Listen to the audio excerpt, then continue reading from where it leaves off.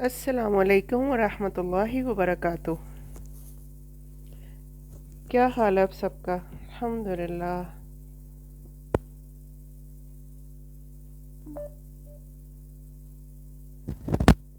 नहमदुहु व नुसल्ली अला रसूलिहिल करीम, अम्मा बाद, फ़अऊज़ु बिल्लाहि मिनश शैतानिर रजीम। बिस्मिल्लाहिर रहमानिर रहीम। रब्बि इश्रह ली सदरी व यस्सिर ली अमरी वहलुल उक़दतम मिन लिसानी यफ़क़हू क़ौली।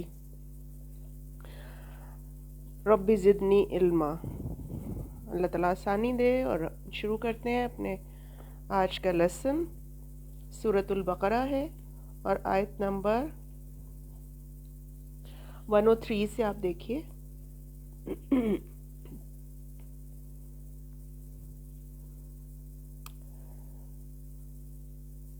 वलौ अन्नहुम आमनु वत्तक़ौ लमसूबतुम मिन इंदिल्लाहि खैर लौ कानू यअलमून। या अय्युहल्लज़ीना आमनु ला तक़ूलू राइना वक़ूलू उन्ज़ुरना वस्मऊ वलिलकाफ़िरीन अज़ाबुन अलीम। मा यवद्दुल्लज़ीना कफ़रू मिन अहलिल किताबि वलल मुश्रिकीन अन युनज़्ज़ल अलैकुम मिन खैरिम मिन रब्बिकुम वल्लाहु यख्तस्सु बिरहमतिही मन यशा वल्लाहु ज़ुल फ़द्लिल अज़ीम। अगर वो ईमान और तक़वा इख्तियार करते तो अल्लाह के यहाँ इसका जो बदला मिलता वो उनके लिए ज़्यादा बेहतर था। काश उन्हें खबर होती। ए लोगो जो ईमान लाए हो, राइना ना कहा करो बल्कि उन्ज़ुरना कहो और तवज्जो से बात को सुनो। ये काफिर तो अज़ाब अलीम के मुस्तहिक़ हैं। और आज का लेसन हम आयत नंबर 105 से शुरू करेंगे। मा यवद्दुल्लज़ीना कफ़रू मिन अहलिल किताबी। ये लोग जिन्होंने दावत हक़ को कबूल करने से इनकार कर दिया है, ख़्वा वो अहले किताब में से हों या मुशरिक हों, हरगिज़ ये पसंद नहीं करते कि तुम्हारे रब की तरफ से तुम पर कोई भलाई नाजिल हो, मगर अल्लाह जिसको चाहता है अपनी रहमत के लिए चुन लेता है और वो बड़ा ही फजल फरमाने वाला है। यहाँ 2-3 चीज़ें हमने नोट करनी है कि अहले किताब का भी ज़िक्र है और मुशरिकीन का भी ज़िक्र है। और इसके अलावा हम देखते हैं कि ईमान और कुफ्र के बारे में भी बात की गई है, यानी कुफ्र के बारे में बात की गई है, शिर्क के बारे में बात की गई है। तो हमने ये बात समझनी है कि क्या शिर्क और कुफ्र दो अलग चीज़ें हैं। फिर ये कि मुसलमानों के ख़िलाफ़ यहूद और जो मुशरिकीन थे वो दोनों एक तरह से इकट्ठे थे और मुसलमानों की भलाई को किसी तरह भी पसंद नहीं करते थे। अब इस आयत में अल्लाह ताला ये फरमा रहे हैं कि मा यवद्दुल्लज़ीना कफ़रू, नहीं वो लोग चाहते जिन्होंने कुफ्र किया है। हम आम तौर पर सिर्फ मुशरिकीन को काफिर समझते हैं, मगर यहाँ क्या बात की जा रही है? कफ़रू मिन अहलिल किताबी वलल मुशरिकीना, वो लोग जिन्होंने कुफ्र किया अहले किताब में से और मुशरिकीन में से।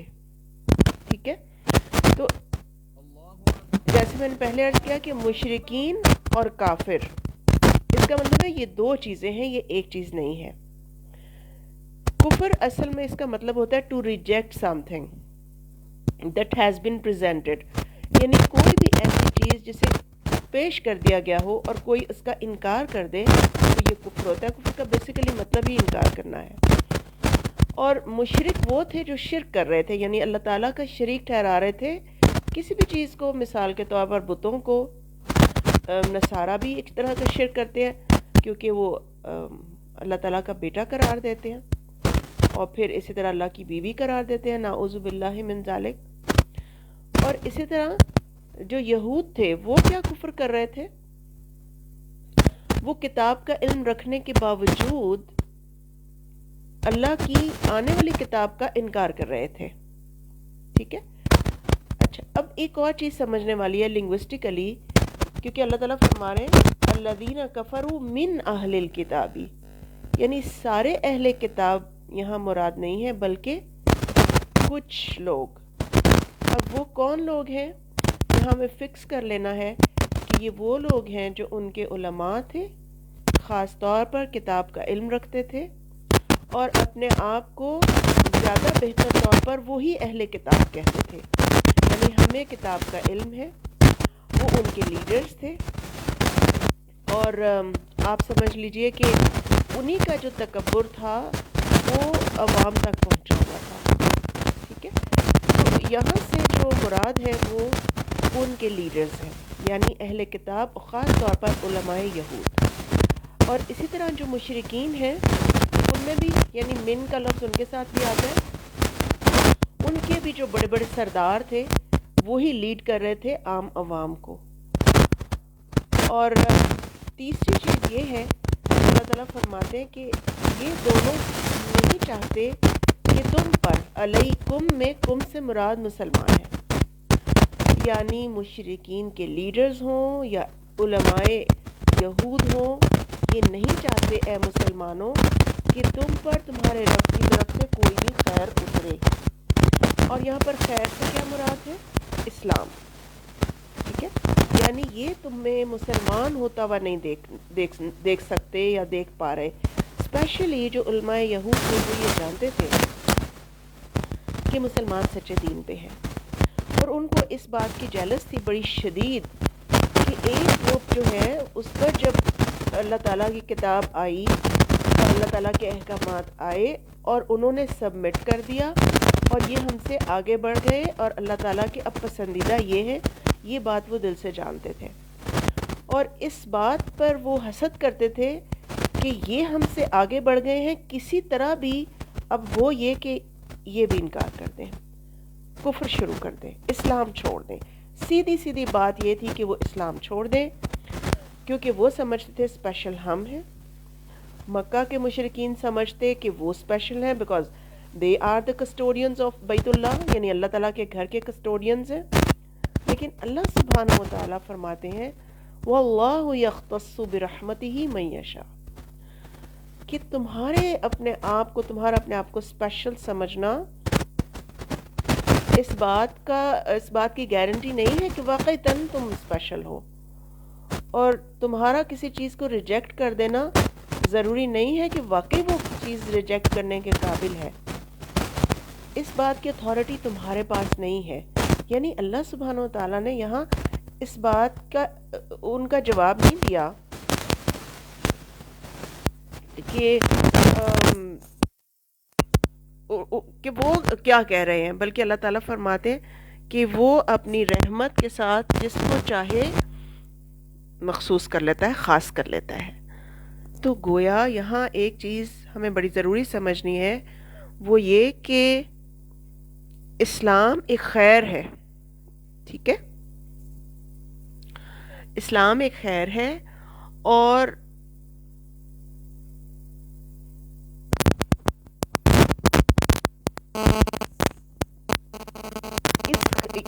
یہ جو خیر کسی کے پاس آ جائے تو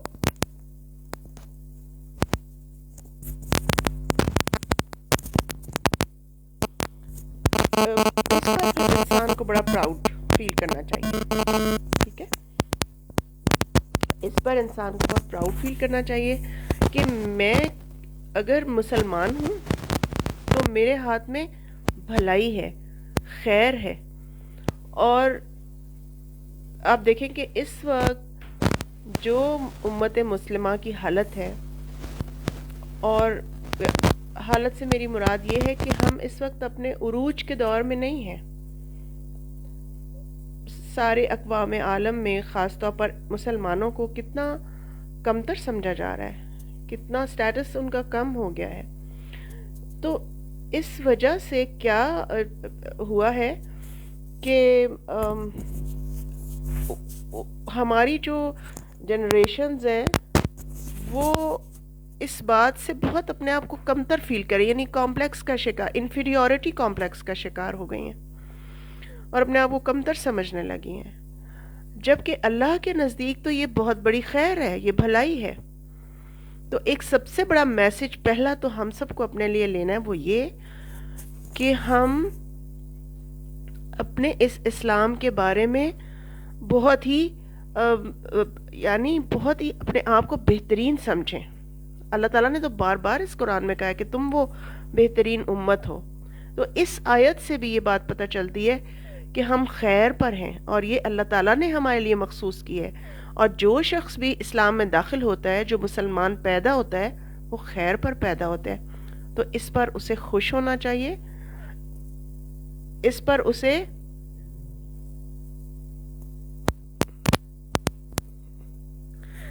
اسے خوش ہونا چاہیے، اور اس پر اسے اللہ تعالیٰ کا شکر ادا کرنا چاہیے. ٹھیک ہے نا؟ تو اب اور خاص طور پر اپنی اگلی جو جنریشن ہے اس کو یہ میسج دینے کی ضرورت ہے. لیکن اس میسج کو بھی ہم بہت ہی اچھے طریقے سے، اپنے بہترین عمل سے، اپنی بہترین کوشش سے ہم میسج دیں گے. صرف لیکچرز دینے سے یا سرمنز دینے سے تو یہ بات نہیں پھیلتی نا، یا یہ بات میسج جو ہے وہ کنوے نہیں ہوتا. اور آپ دیکھیے کہ اس خیر سے مشرکین بھی اور یہود بھی دونوں جالس تھے، اس خیر سے جو اللہ سبحانہ و تعالیٰ نے آخر میں اتاری تھی. تو اس کے لیے ہمیں کتنا پراؤڈ فیل کرنا چاہیے، اور کتنا بہترین فیل کرنا چاہیے، اور کتنا زیادہ اللہ تعالیٰ کے سامنے اپنی ول کو سبمٹ کر دینا چاہیے کہ اللہ تعالیٰ نے ہمیں خیر کے لیے مخصوص کیا ہے. واللہ یختص برحمتہ من یشاء واللہ ذو الفضل العظیم. یعنی اللہ سبحانہ و تعالیٰ بڑے فضل والا ہے. تو یہ جو خیر ہے یہ اللہ تعالیٰ کا فضل ہے. ایک اور طرح سے ہم اس کو یوں دیکھتے ہیں کہ اللہ تعالیٰ نے یہود کو یہ کہا تھا نا کہ انی فضلتکم علی العالمین، میں نے تمہیں جہان والوں پر فضیلت دی ہے. اور یہاں پر اللہ تعالیٰ کہہ رہے ہیں کہ واللہ ذو الفضل العظیم، کہ اللہ تعالیٰ فضل عظیم کا مالک ہے. مگر اب وہ فضل بنی اسرائیل کے پاس نہیں رہا اللہ کا، اب وہ بنی اسماعیل کی طرف شفٹ ہو گیا ہے. تو بہرحال یہ جو اس کا خلاصہ ہے اس آیت کا وہ یہ کہ نمبر 1، اسلام خیر ہے، بھلائی ہے، اور اللہ تعالیٰ نے اس کے لیے جس کو بھی مخصوص کیا ہے وہ اس پر خوش ہو، اللہ کا شکر ادا کرے، اور اپنی ول کو اس کے سامنے سبمٹ کر دے، اور اس بات کی پرواہ نہ کرے کہ باقی جو مذاہب کے لوگ ہیں وہ اس کو کیا سمجھتے ہیں، کمتر سمجھ رہے ہیں یا اس کو کمتر فیل کروا رہے ہیں، وہ کبھی بھی یہ بات نہ سمجھے. اور یہ کہ تیسری بات یہ ہے کہ وہ جانتے ہیں خاص طور پر اہل کتاب اور ان کے علماء کہ مسلمان حق پر ہیں، اور اللہ تعالیٰ نے جو آخر میں کتاب بھیجی ہے یہ حق کی کتاب ہے. اور پھر یہ کہ انہوں نے اس کا انکار کیا ہے. ٹھیک ہے؟ تو جب کوئی شخص کسی خیر کا انکار کرتا ہے تو وہ چاہتا ہے کہ باقی لوگ بھی انکار کر دیں. اب ان کی یہ ساری کوششیں آپ دیکھیں کہ اس دور میں ہمیں لگتا ہے جیسے بہت تیزی سے کامیاب ہوتی چلی جا رہی ہیں. مسلمان یوتھ کو ایسے کاموں میں لگا دینا کہ جس سے ان کی زندگی ضائع ہو رہی ہے، ان کی زندگی کا مقصد ضائع ہو رہا ہے، اور وہ ان کے پروپیگنڈے کا شکار ہو رہے ہیں. یعنی اگر وہ یہ کہتے ہیں کہ تمہارا دین صحیح نہیں ہے، یا اس کے یہ جو لائف سٹائل ہے یہ بہت پرانا ہے، اور اس کا جو طریقہ کار ہے وہ اس دور میں چلنے والا نہیں ہے، تو اس پروپیگنڈے کا شکار اس وقت دیکھیں مسلمان کتنے زیادہ ہو گئے. وہ اس تہذیب کو تہذیب حاضر سمجھتے ہیں، اور اسلام کو ایک پرانا ورژن سمجھتے ہیں، اور اس کو فالو کرنے میں فالو کرنا ان کے لیے باعث شرم ہے. تو اللہ تعالیٰ نے یہاں بڑی واضح طور پر ہمیں چیز بتا دی ہے، ما یود الذین کفروا من اہل الکتاب ولا المشرکین. یہ مشرک اور اہل کتاب تو چاہتے ہیں کہ تم کفر کر دو، تم انکار کر دو. کس بات کا؟ اللہ کے احکامات کا، اس کی پسند کا، اس کی رضا کا انکار کر دو، اور یہ کہ اسلام کو ناپسند کر دو. جبکہ حقیقت یہ نہیں ہے. حقیقت کیا ہے کہ اللہ تعالیٰ نے خیر اتاری ہے اسلام کی صورت میں، اور جو اس شیڈ کے نیچے آئے گا وہ اللہ کی رحمت کا مستحق ہو جائے گا. تو ہمیں اس پر پراؤڈ فیل کرنا چاہیے کہ اللہ سبحانہ و تعالیٰ نے ہمیں مسلمان پیدا کیا ہے، اسلام میں پیدا کیا ہے. ٹھیک ہے؟ اب ہم آگے بڑھتے ہیں. آیت نمبر 106 اللہ تعالیٰ فرماتے ہیں ما ننسخ من آیت او ننسیہا نأتی بخیر منہا او مثلہا، کہ ہم جو آیت بھی منسوخ کرتے ہیں یا اسے بھلوا دیتے ہیں، ہم اس سے بہتر لے آتے ہیں یا اس جیسی ہی۔ الم تعلم ان اللہ علی کل شیء قدیر، کیا تم جانتے نہیں ہو کہ بے شک اللہ تعالیٰ ہر چیز پر قادر ہے، قدرت رکھتا ہے۔ تو یہاں پر جو نسخ کا قانون ہے، اس کے بارے میں ذرا تھوڑا سا ڈیٹیل سے آپ سے بات کرتی ہوں کہ اس کا مطلب کیا ہے۔ سب سے پہلی چیز تو ذرا سا ہم لفظوں پہ غور کر لیں۔ ننسخ کا مطلب ہوتا ہے کسی چیز کو منسوخ کر دینا، ریپلیس کرنا، ٹرانسفر کرنا اور کاپی کرنا، ٹھیک ہے۔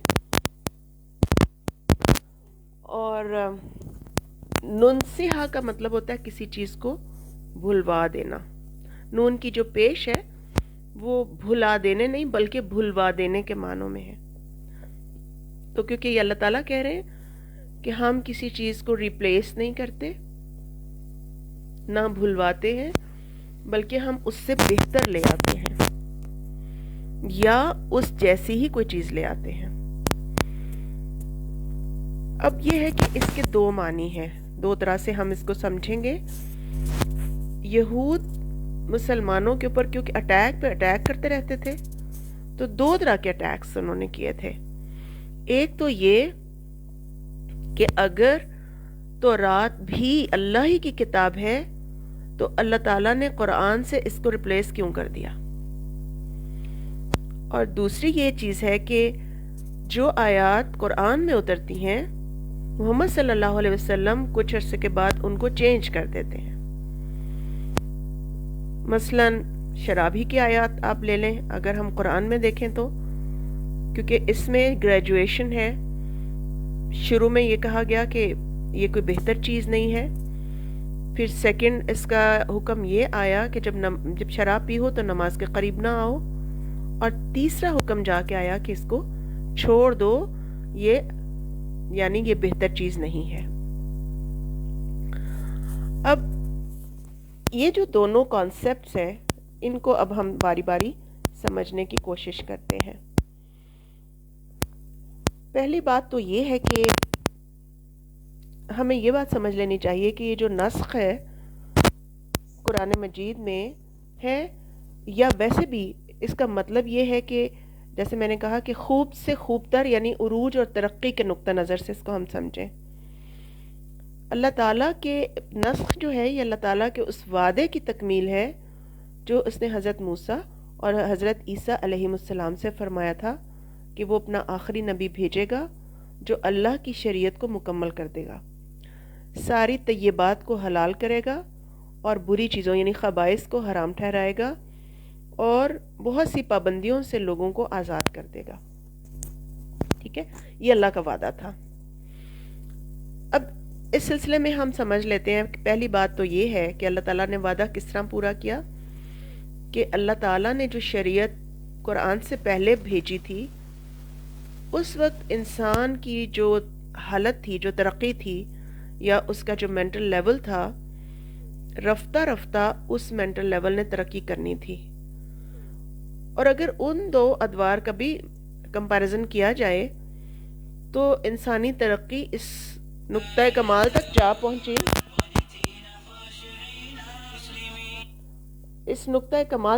پہنچی، کہ وہ جو قرآن میں اب نظر آتی ہے۔ اصل میں اللہ تعالیٰ نے انسان کی فطرت ایسی بنائی ہے کہ وہ آہستہ آہستہ آہستہ آہستہ کر کے ہی اس مقام تک پہنچ سکتا تھا جیسے اب پہنچ گیا ہے جہاں پر۔ اور پھر جب وہ انسان نے ترقی کی تو اللہ تعالیٰ نے جو پھر دین بھیجا، وہ اس کے ذہنی اور اس کے سوشل تقاضے جو تھے، اس کے عقلی تقاضے جو تھے یا اجتماعی زندگی کے تقاضے تھے، قرآن کے احکامات اس سے مناسبت رکھتے ہیں، ٹھیک ہے۔ پھر یہ کہ جو تورات کے احکامات تھے ان کو بھی ہم دیکھتے ہیں کہ وہ اس وقت اگر ہم ان کی اگر کچھ ایسی چیزیں بھی ملتی ہیں جو ویسے تو انہوں نے اپنے احکامات کو مسخ کر لیا تھا، لیکن اگر چند چیزوں پر غور کریں تو معلوم ہوتا ہے کہ وہ اس دور میں جب انسان تمدنی طور پر، عقلی اور ذہنی طور پر ترقی کرتا ہوا یہاں پہنچ گیا ہے تو کچھ احکامات کو تبدیل کرنے کی بھی ضرورت تھی۔ مثال کے طور پر یہ ان کے ہاں آتا ہے کہ مثلا جو شراب تھی وہ ان کے علماء کے لیے تو حرام تھی، لیکن عام لوگوں کے لیے انہوں نے اس کو حلال کر دیا ہوا تھا۔ ظاہر ہے یہ چینج کر دیا ہوا تھا حکم، اس کو بھی تبدیل کرنے کی ضرورت تھی۔ پھر کچھ بے جا پابندیاں ان پر لگا دی تھی انہوں نے خود بھی۔ مثلا حضرت یعقوب علیہ السلام نے اپنی بیماری کی وجہ سے اپنے اوپر کچھ چیزیں یعنی کچھ چیزوں کا استعمال چھوڑ دیا تھا، لیکن رفتہ رفتہ علماء یہود نے اس کو حرام ہی ٹھہرا دیا، اور کچھ چیزیں اللہ سبحانہ و تعالیٰ نے سزا کے طور پر ان پر حرام ٹھہرا دی تھی۔ مثلا جیسے چربی، یہ ہمیں ملتا ہے تاریخ سے کہ یہ ان پر حرام تھی۔ تو اس قسم کی بہت سی مثالیں پیش کی جا سکتی ہیں۔ تو میں نے پہلی جو بات کی ہے وہ یہ کہ انسان ذہنی طور پر اپنے ابتدائی دور سے ترقی کر چکا تھا۔ نمبر 2، جو تورات کے احکام تھے ان میں بھی کہیں تدریج کی ضرورت تھی تو کہیں تبدیلی کی، کیونکہ وہ کچھ ان کے لیے احکامات تھے ان کے مزاج کے مطابق۔ اور پھر یہ کہ ایک بات یہ بھی تھی جو اللہ تعالیٰ نے، جسے میں نے شروع میں بتایا کہ وعدہ کیا تھا حضرت موسیٰ اور حضرت عیسیٰ علیہ السلام سے، تو اس میں اس کے جواب میں ایک جو کوٹیشن آتی ہے بائبل میں موسیٰ علیہ السلام کی کہ خداوند تیرا خدا تیرے ہی درمیان سے تیرے بھائیوں سے میری مانند ایک نبی برپا کرے گا، تم اس کی بات سننا، اور پھر یہ کہ تمہیں اس میں سے اپنے خدا کی آواز سننی پڑے گی۔ تو پھر یہ کہ انہوں نے یہ بھی کہا کہ اللہ تعالیٰ نے کہا ہے کہ میں تیری مانند ایک نبی برپا کروں گا اور اس کے منہ میں اپنا کلام ڈالوں گا، اور جو کچھ میں اسے حکم دوں گا وہی وہ ان سے کہے گا۔ تو یہ ایک وعدہ بھی تھا نا کہ ایک نبی آئے گا۔ اب یہ والی ساری چیزیں یہود اپنی کتابوں میں پڑھتے تھے، مگر پھر بھی جب قرآن آیا تو انہوں نے اس کا انکار کر دیا۔ تو اصل جو چیز ہے جو زیادہ بڑے سیناریوں میں ہمیں دیکھنی ہے وہ یہ کہ یہاں پر کیونکہ یہود کی بات ہو رہی ہے تو ڈیفینیٹلی تورات کو منسوخ کر کے جو قرآن لایا گیا ہے، بڑے تناظر میں ہمیں منسوخ کرنے والی آیت میں ہم نے یہ والی چیز کو دیکھنا ہے کہ اللہ تعالیٰ نے ان کی اس کتاب کو ظاہر ہے منسوخ کر کے، منسوخ اس معنی میں کہ وہ اللہ کی کتاب تو رہے گی کہ اس نے اتاری تھی، لیکن اب اس کے احکامات کو چھوڑ کے قرآن کے احکامات کو ہی اپنانا ہوگا، کیونکہ منسوخ کرنے کا مطلب یہ کینسل کرنا نہیں ہے، بلکہ میں نے جیسے کہا کہ ریپلیس کرنا، ایک کی جگہ پہ سے دوسری چیز کو لے آنا۔ تو اللہ تعالیٰ نے ریپلیس کر دیا ہے، پہلی بات تو یہ ہے۔ اور جہاں پر آیت اینڈ ہو رہی ہے وہ یہ کہہ رہی ہے کہ علم تعلم ان اللہ علی کل شیء قدیر، اس کو آگے جا کے بھی دیکھیں گے کہ اللہ تعالیٰ کے قبضہ قدرت میں ہے یہ سب کچھ، تو اس لیے اس نے تبدیل کر دیا ہے۔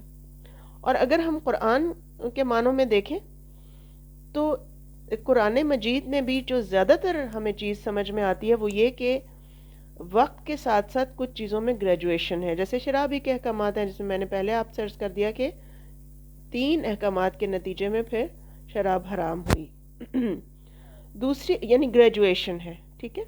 دوسری چیز یہ ہے کہ نسخ کا تعلق احکام اور قوانین سے ہے، عقیدے سے یا ایمان یا اخلاق اور یا صفات سے اس کا تعلق نہیں ہے۔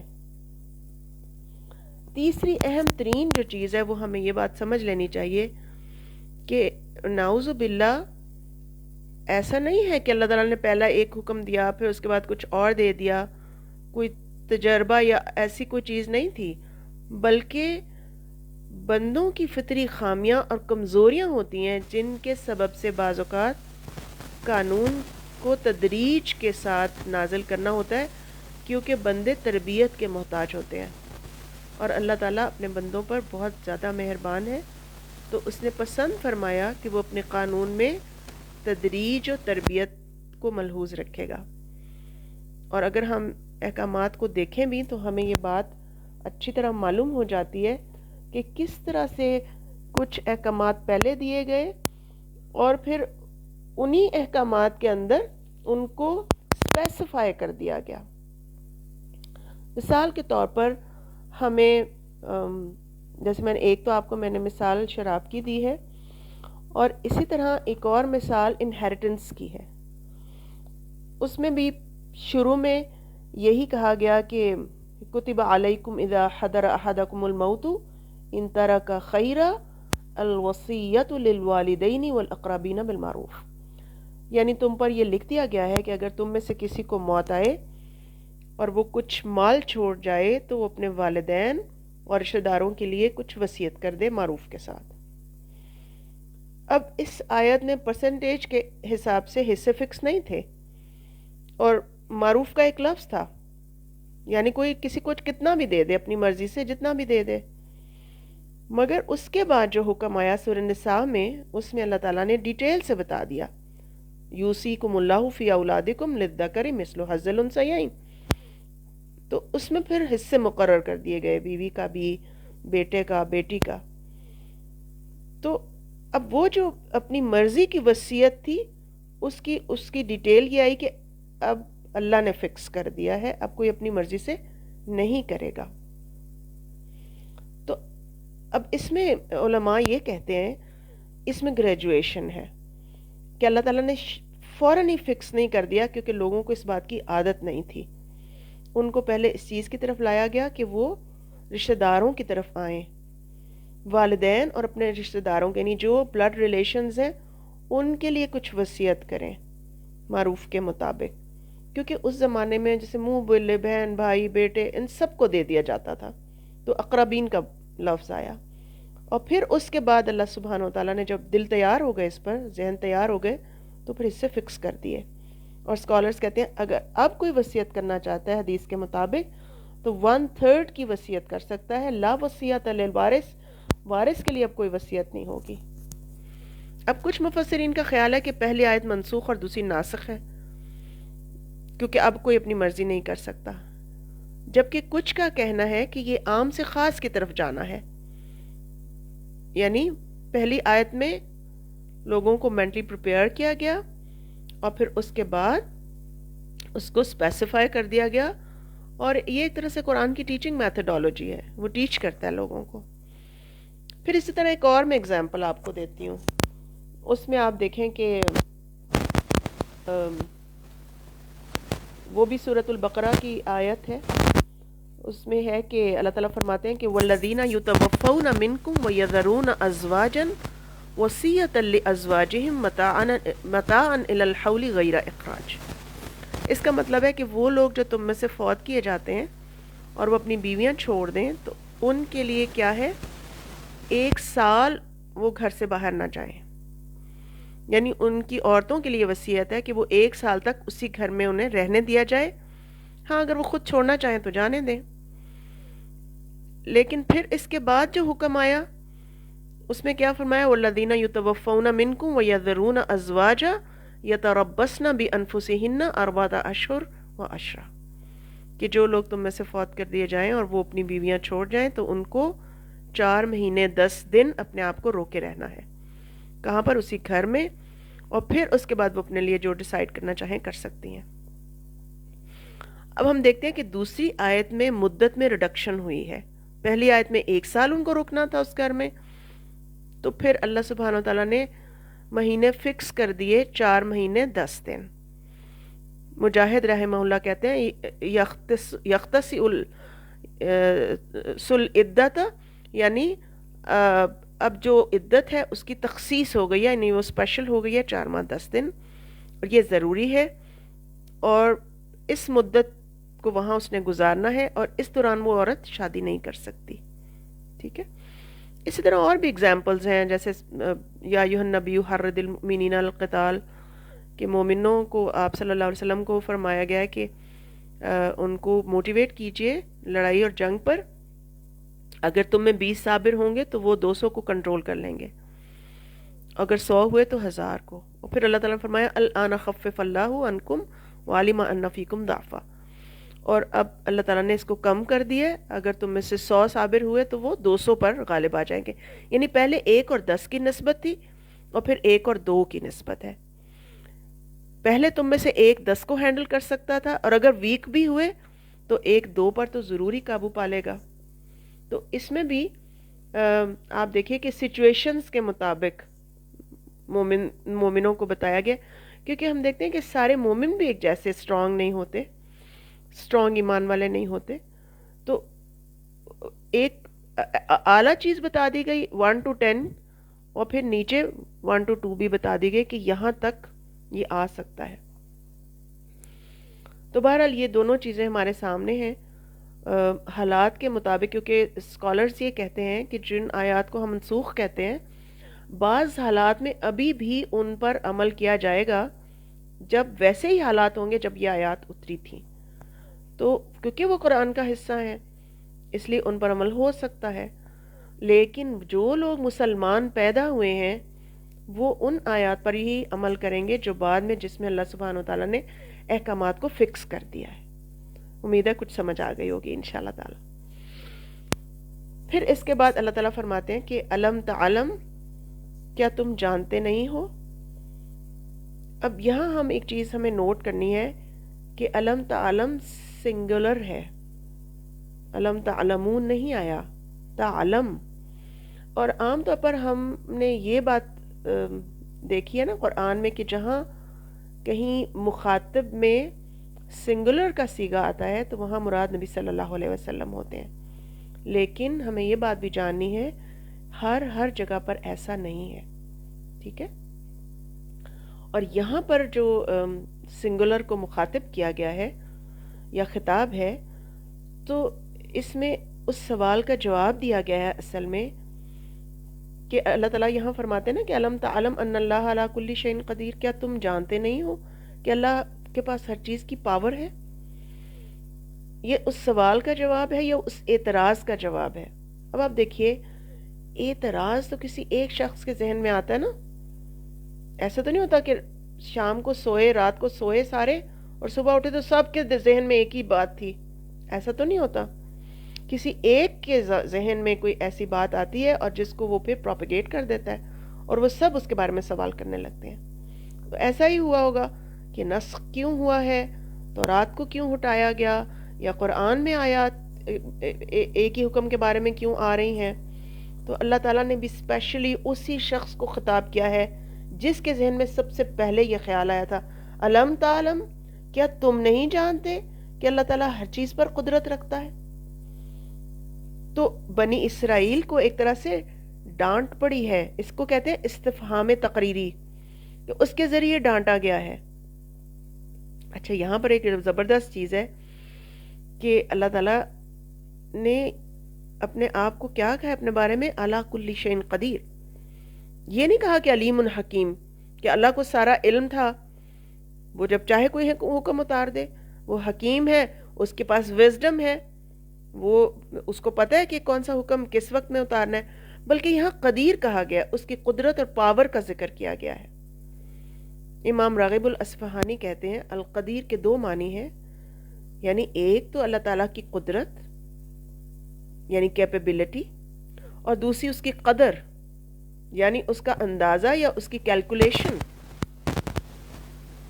اس کا مطلب یہ ہے کہ وہ جو کرتا ہے ایگزیکٹلی وہی وہ ہوتا ہے جس کی ضرورت ہوتی ہے، یعنی ایگزیکٹلی وہی ہوتا ہے. اس کی کیلکولیشن بڑی سٹرونگ ہے.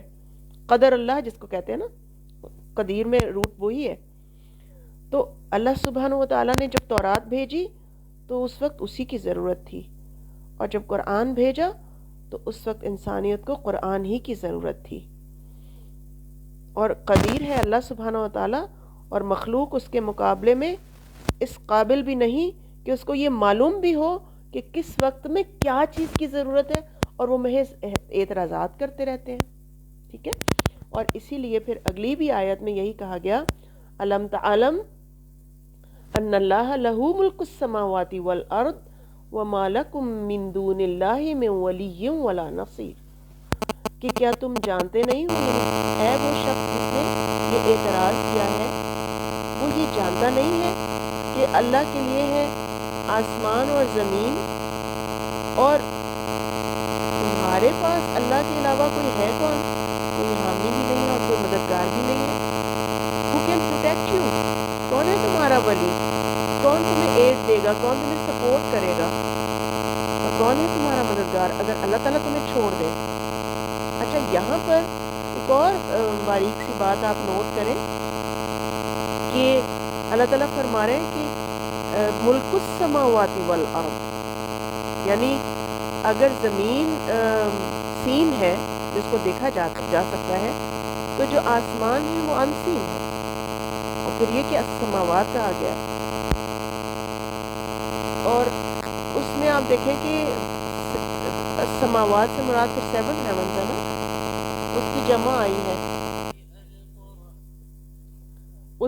آئی ہے آسمانوں کی، تو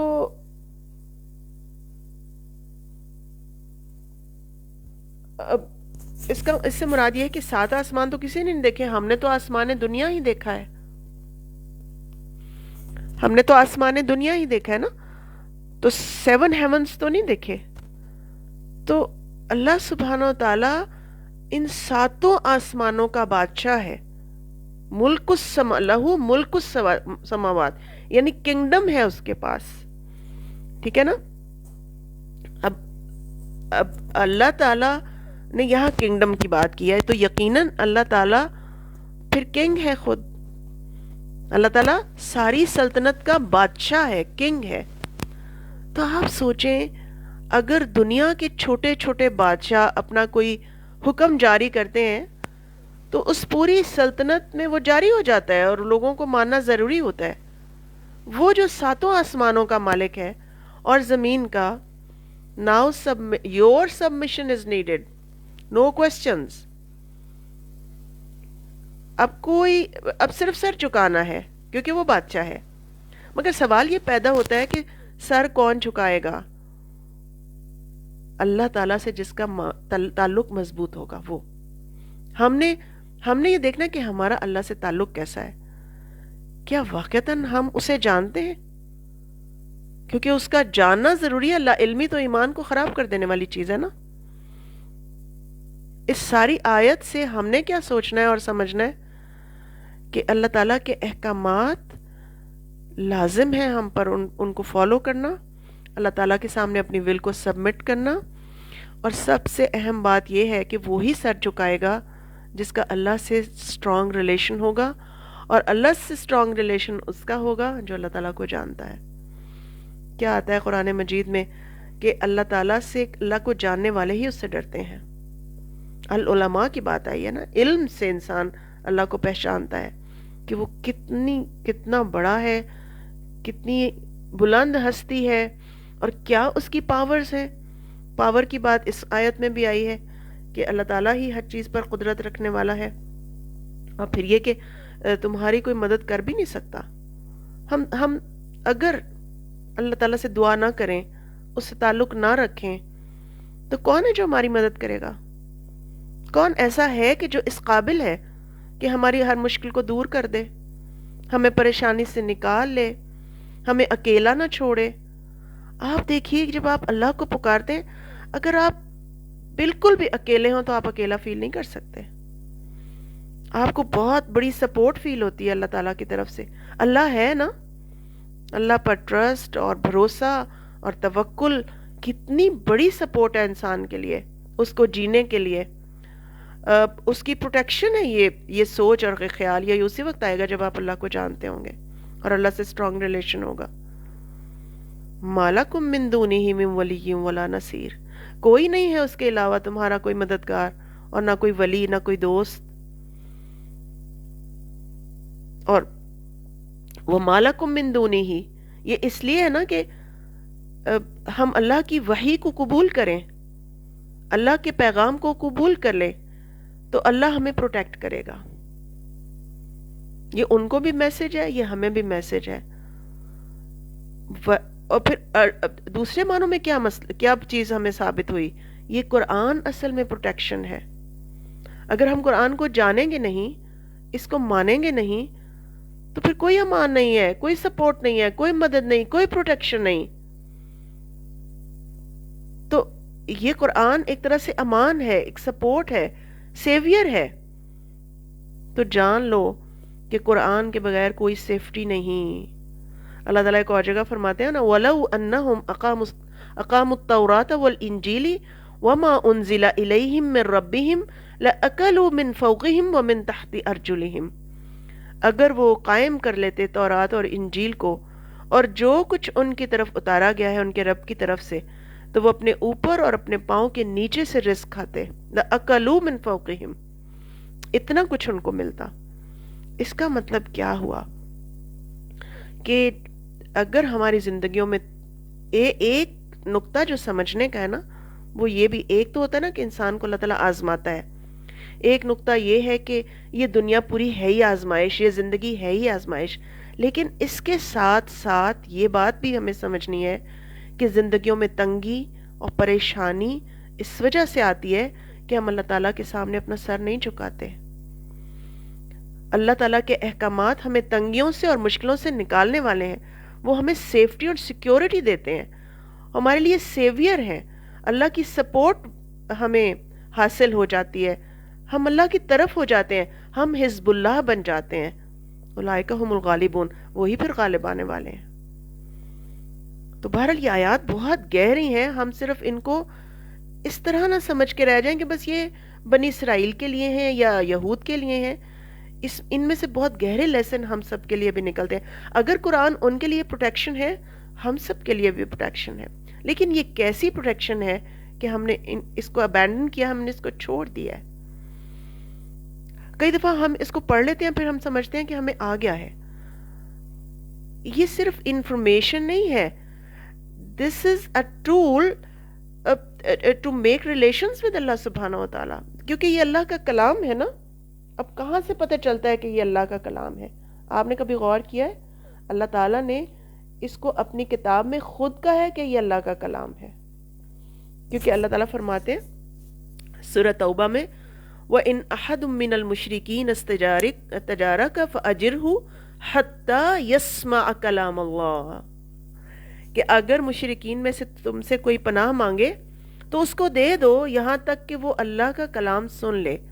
اور مفسرین کی متفق کا رائے ہے یہاں کلام اللہ سے مراد اللہ کی کتاب یعنی قرآن ہے.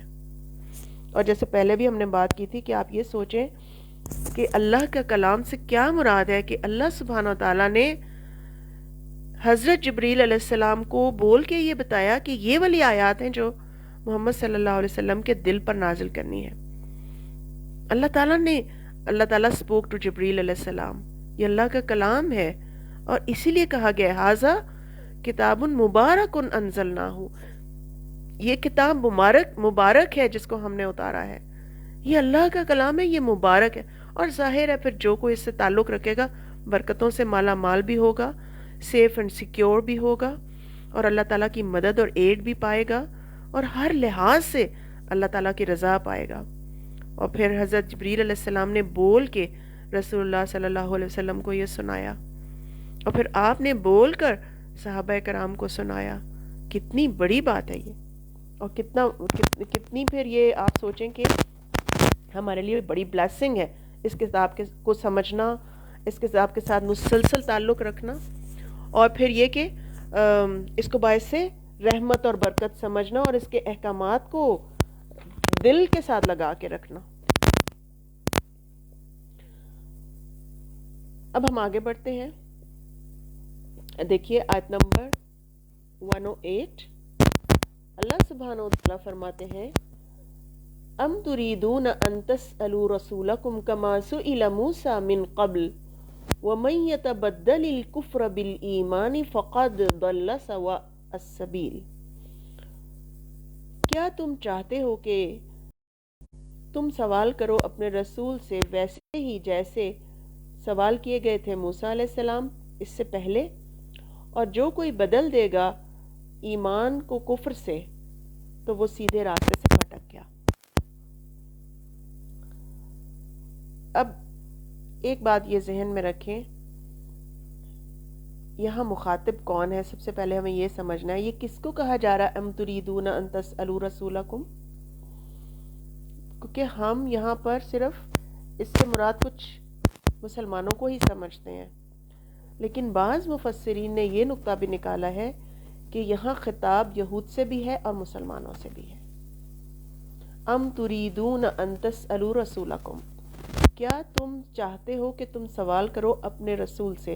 اب جو نبی صلی اللہ علیہ وسلم ہے وہ کیا صرف مسلمانوں کے لیے رسول بنا کے بھیجے گئے ہیں؟ دس از دا کوسچن۔ نہیں، بلکہ آپ کو خود آپ کی زبان سے کہلوایا گیا، کل انی رسول اللہ علیکم جمیعا، میں تم سب کی طرف اللہ کا رسول بنا کر بھیجا گیا۔ تو یہاں جو یہود بھی طرح طرح کے سوال نبی صلی اللہ علیہ وسلم سے کیا کرتے تھے، تو ان کو متنبع کیا گیا ہے کہ جس طرح تم لوگ پہلے، یعنی تمہارے سے پہلے جو تمہارے اینسیسٹرز تھے وہ موسیٰ علیہ السلام سے سوال کرتے تھے، کیا تم آج اپنے اس رسول سے بھی ویسے ہی سوال کرو گے؟ ٹھیک ہے۔ اور دوسرے مخاطبین جو ہیں وہ مسلمان ہیں، ان کو کہا گیا ہے کہ جیسے یہ لوگ یہود موسیٰ علیہ السلام سے سوال کرتے تھے، کیا تم اپنے رسول سے اس طرح کے سوال کرو گے؟ اب یہ کون سے سوال تھے؟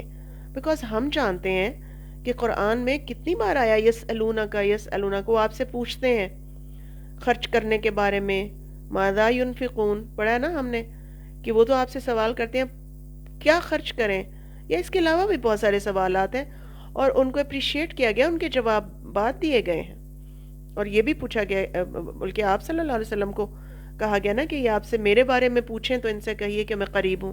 آپ کو یہ آیت بھی آتی ہے، سورۃ البقرہ کی آیت ہے، وَإِذَا سَأَلَكَ عِبَادِي عَنِّي فَإِنِّي قَرِيب، کہ میرے بندے اگر تم سے میرے بارے میں پوچھیں تو انہیں بتا دو۔ تو کوئی سی مثبت سوال کو کنڈیم نہیں، بلکہ یہاں کس طرح کے سوالات سے منع کیا گیا ہے، یہ اس کو سمجھنے کے لیے آپ ایک سچویشن کو سمجھیں۔ جیسے کلاس میں کچھ سٹوڈنٹس تو اس لیے سوال کرتے ہیں کہ انہیں بات سمجھ نہیں آئی ہوتی، مگر بعض سوالات اس لیے کیے جاتے ہیں کہ کلاس میں ڈسٹربنس پھیلائی جائے یا ٹیچر کی انسلٹ کی جائے۔ تو اس آیت میں اللہ تعالیٰ سوال کرنے سے منع نہیں فرما رہے، بلکہ ان کو ان کی ہیبٹس کے بارے میں بتایا جا رہا ہے کہ ان کا رویہ جو موسیٰ علیہ السلام کے ساتھ رہا تھا آج بھی وہی ہے۔ کیا کہا تھا انہوں نے جب موسیٰ علیہ السلام نے کہا تھا کہ ان اللہ یأمرکم ان تذبحوا بقرہ، کہ اللہ تعالیٰ تمہیں حکم دیتا ہے کہ تم گائے ذبح کرو، تو انہوں نے کیا کہا تھا؟ اتتخذنا ہزوا، کیا آپ ہم سے مذاق کرتے ہیں؟ ادعو لنا ربک یبین لنا ما ہی، ذرا پکاریے اپنے رب کو اور بتائیں کہ وہ کیسی ہو، اور پھر سوال پہ سوال نا، اس کا رنگ کیسا ہو، اور یہ کہ ہم پہ تو مشتبہ ہو گئی ہے، ہمیں ذرا دوبارہ بتا دیجئے۔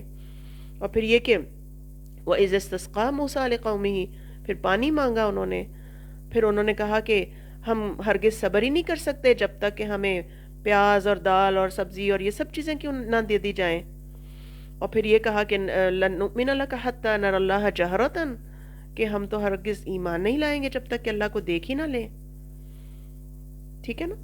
تو اس طرح کے جو سوالات تھے نا، جس میں کئی دفعہ وہ رسول اللہ صلی اللہ علیہ وسلم کی انسلٹ بھی کرتے تھے نعوذ باللہ، یا بعض سوال بھی صرف تنگ کرنے کے لیے چھیڑ دیتے تھے، تو ان سوالوں سے منع کیا گیا ہے۔ ایک اور یہاں تھوڑا سا میں انٹرسٹنگ نقطہ آپ سے شیئر کروں کہ اللہ تعالیٰ فرما رہے ام تریدون ان تسألوا رسولکم، ام یہاں پر آیا، یعنی یہاں پر کچھ اور لفظ آ بھی آ سکتا تھا، تو یہ ام کیا ہے؟ یہ اس وقت آتا ہے جب پیچھے سے کوئی بات چلی آ رہی ہو، یعنی یا یہ تو یا پھر یہ، تو پہلے کیا چیز ہے جس کے بعد پھر یہ ام آیا ہے؟ کیونکہ پہلے انہوں نے یہ بات کہی تھی کہ یہ کیوں منسوخ ہو رہی ہیں آیات، یا تورات کو کیوں منسوخ کیا جا رہا ہے، تو اللہ تعالیٰ نے ان کو بتایا تھا کہ اللہ تعالیٰ جب کسی چیز کو منسوخ کرتا ہے یعنی ریپلیس کرتا ہے تو اس سے بہتر لاتا ہے یا اس جیسی لاتا ہے، وہ زمین و آسمان کا بادشاہ ہے، ہر چیز کو کرنے کی قدرت رکھتا ہے۔ مسئلہ یہ ہے کہ مسئلہ یہ ہے یا یہ کہ تم میرے رسول سے سوالات کر کے اس کو تنگ کرنا چاہتے ہو، یعنی تم سوالات کیوں کر رہے ہو کہ یہ منسوخ کیوں ہو گئی آیت، یا یہ یوں کیوں ہو گیا، یوں کیوں ہو گیا؟ تم کسی بات کو سمجھنا چاہتے ہو، یا صرف تم میرے رسول کو تنگ کرنا چاہتے ہو؟ تم اس حکم کو قبول کرنے کی بجائے سوالات پر اتر آئے ہو، اور تم اس سے اللہ کو چیلنج کرنے کی کوشش کرتے ہو، بیکاز رسول سے کوسچننگ اللہ سے کوسچننگ ہے۔ اور اس کی دلیل کیا ہے؟ من یطیع الرسول فقد اطاع اللہ، جس نے رسول کی اطاعت کی اس نے اللہ کی اطاعت کی، ٹھیک ہے نا؟ تو اصل یہ اس لیے آیا کہ یہ پیچھے سے اٹیچڈ ہے، تو ہم نے ساری آیات کو بہت مربوط کر کے سمجھنا ہے، ٹھیک ہے؟ میں نے آپ کو ایک ایک چیز واضح کر دی، اور پھر اس کے بعد یہ کہ رسولکم، اور ایک اور چیز تریدونا کہا گیا، تم چاہتے ہو، تسألونا نہیں کہا گیا، تریدونا، یعنی اگر ان کی نیت درست ہوتی تو اللہ تعالیٰ فرماتے کہ تم سوال کرنا چاہتے ہو۔ تریدینوں سے مراد یہ ہے کہ تمہارے ارادے درست نہیں ہیں، تمہاری نیت درست نہیں ہے، تو اللہ تعالیٰ ان کی سوچوں کو بھی کنڈیم کر رہے ہیں جو کہ درست نہیں تھی، بیکاز جب نیت خراب ہوتی ہے تو مشکوک سوال کیے جاتے ہیں، دلوں میں شک پیدا کیا جاتا ہے۔ مثال کے طور پر یہ وہ مسلمانوں سے کوسچن کرتے تھے، کیا واقعی یہ جو تم پر آتی ہیں آیات یہ وہی ہی ہے؟ کیا واقعتاً محمد صلی اللہ علیہ وسلم اللہ کے رسول ہیں؟ کیا شراب واقعی بری چیز ہے؟ اور یہ ربا کیوں چھوڑ دیا؟ کیونکہ وہ ربا کے تو سردار تھے۔ کیا یہ ربا واقعی بری چیز ہے؟ اس طرح کے سوالات کر کے مشکوک کرتے تھے۔ تو اللہ تعالیٰ کیا کہہ رہے ہیں؟ اب آیات کو ذرا دیکھیے، اب جو سمجھ آئی آپ کو، ام تریدون ان تسألوا رسولکم، کیا تم چاہتے ہو کہ تم اپنے رسول سے ویسے ہی سوال کرو جیسا کہ موسیٰ علیہ السلام؟ اور موسیٰ علیہ السلام سے جو سوال کیے گئے تھے وہ سارے کے سارے مشکوک تھے، مذاق اڑانے کے لیے تھے، اور احکامات سے بچنے کے لیے تھے، اور ان کو تنگ کرنے کے لیے کیے جاتے تھے۔ آپ دیکھ لیجئے کہ قرآن میں جتنا کچھ کوٹ کیا گیا ہے، کبھی وہ کہتے کہ موسیٰ تم ہمیں یہاں کیوں لے آئے ہو، پیچھے فرعون آ رہا ہے، کبھی یہ کہ ہمیں بھی ایسے ہی بت بنا دیجئے، کبھی یہ کہ ہمیں اللہ تعالیٰ کو ہم دیکھنا چاہتے ہیں، اور اس طرح کے عجیب عجیب سوالات وہ کرتے تھے، اور وہ سب کے سب خراب نیت سے کیے جاتے تھے۔ اللہ تعالیٰ نے ان کو کنڈیم اور ریجیکٹ کیا ہے، اور پھر اللہ سبحانہ وتعالیٰ اب نتیجہ نکالتے ہیں وَمَن يَتَبَدَّلِ الْكُفْرَ بِالْإِيمَانِ فَقَدْ ضَلَّ سَوَاءَ السَّبِيلِ، اور جو کوئی پھر ایمان کی جگہ پہ کفر کو لانا چاہے گا، تبدیل کرنا چاہے گا ایمان سے کفر، تو پھر کیا ہوگا؟ وہ تو سیدھی راہ، اس سے وہ لاسٹ ہے، وہ اپنے راستے سے بھٹک گیا ہے۔ یعنی اس سے یہ بھی پتہ چلتا ہے کہ ابھی کچھ تھوڑا بہت جو ایمان تمہارے اندر ہے نا اللہ کو ماننے کا، اس کو بھی ختم نہ کر دو اس طرح کے حرکتیں کر کے۔ کفر کیا ہے؟ اللہ پر ایمان نہ ہونا، اور اس کے اپوزٹ ایمان ہے، یعنی اللہ پر ایمان ہونا۔ تو تم اپنے ایمان کو کفر سے تبدیل کر رہے ہو، اگر ایسا کرو گے تو سیدھے راستے سے گم ہو جاؤ گے، جبکہ وہ ایسا کر چکے تھے، پہلے بھی کر چکے تھے، اور ان کو دوبارہ، یعنی پہلے بھی وہ موسیٰ علیہ السلام کے ساتھ ایسا ہی رویہ اختیار کر کے بہت سا ایمان ضائع کر بیٹھے تھے، اور یہ کہا جا رہا ہے جو تھوڑا بچا ہے اس کو ہی بچا لو۔ پہلے کیسے کیا تھا انہوں نے؟ یاد کریں جب ان کو مصر میں داخل ہونے کو کہا گیا تھا کہ جا کے اپنی سرزمین کو واپس لے لو، تو انہوں نے کہا تھا قالو یا موسیٰ انا لن ندخلها ابدا ما داموا فیها فاذهب انت وربک فقاتلا انا هاہنا قاعدون، کہ اے موسیٰ ہم تو کبھی بھی داخل نہیں ہوں گے اس بستی میں، تم جاؤ اور تمہارا رب جا کے لڑو، ہم تو یہاں بیٹھے ہوئے ہیں۔ تو اس پر موسیٰ علیہ السلام نے پھر اللہ تعالیٰ سے دعا کی تھی، قال ربی انی لا املک الا نفسی و اخی فافرق بیننا و بین القوم الفاسقین۔ انہوں نے اتنی بڑی بات کہہ دی تھی، تو انہوں نے کہا اللہ میں اپنی جان اور اپنے بھائی کے بارے میں ہی، اس کے علاوہ میں ان کا نہیں ذمہ لیتا، ان فاسق لوگوں سے ہمیں الگ کر دے۔ تو اللہ تعالیٰ نے فرمایا تھا قال انہا محرمۃ علیہم 40 سنہ، یہ 40 سال یہاں نہیں داخل ہو سکیں گے، لاسٹ ہو گئے تھے نا، یتیہون فی الارض، ایسے ہی گمے پھر رہے تھے، کھو گئے تھے، لاسٹ تھے۔ تو اللہ تعالیٰ نے فرمایا تب بھی تم نے ایسا کیا، گم گئے تھے، اب جو بچا ہوا ہے اس کو بھی ختم نہ کرو، ورنہ اس کا نتیجہ کیا نکلے گا؟ فقد ضل سواء السبیل، سیدھے راستے سے مزید بھٹک جاؤ گے۔ تو اللہ تعالیٰ ہمیں آیات کو صحیح طور پر سمجھنے کی توفیق دے، اور اس پر عمل کرنے کی، انڈرسٹینڈنگ بھی ہو، یاد بھی رہے، تعلق بھی رہے قرآن سے، اور پھر یہ کہ اس سے بہترین لیسنز جو ہم سیکھتے ہیں، اللہ تعالی ہمیں اس پر عمل کرنے کی توفیق دے، آمین۔ وآخر دعوانا ان الحمد للہ رب العالمین، سبحانک اللہم وبحمدک، اشہد ان لا الہ الا انت، استغفرک واتوب الیک۔ السلام علیکم ورحمۃ اللہ وبرکاتہ۔